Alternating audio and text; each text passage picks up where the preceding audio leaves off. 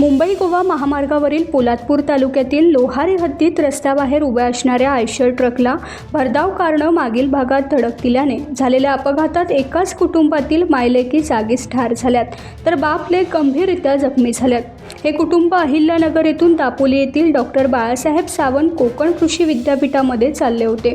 पोलादपूर तालुक्यातील मुंबई गोवा राष्ट्रीय महामार्गावर रस्त्याबाहेर आयशर ट्रक क्रमांक MH4 LY 1638 उभा करून चालक नदी किनारी शौचास केला असता उभ्या असलेल्या आयशर ट्रकला मागून येणाऱ्या कारनं MH08 AN 2439 महामार्ग सोडून जोरदार धडक दिली।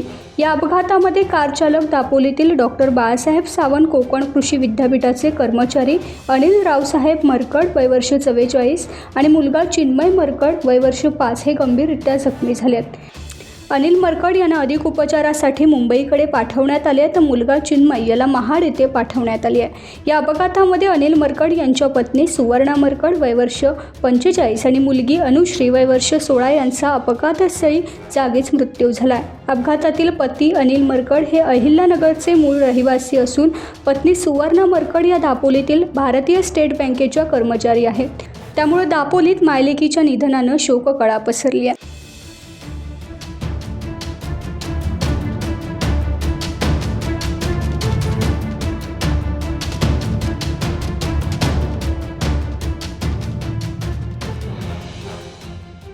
टाइम्स डिजिटलला लाईक करा, शेअर करा, सबस्क्राईब करा आणि बेल आयकॉन दाबायला विसरू नका। Times digital.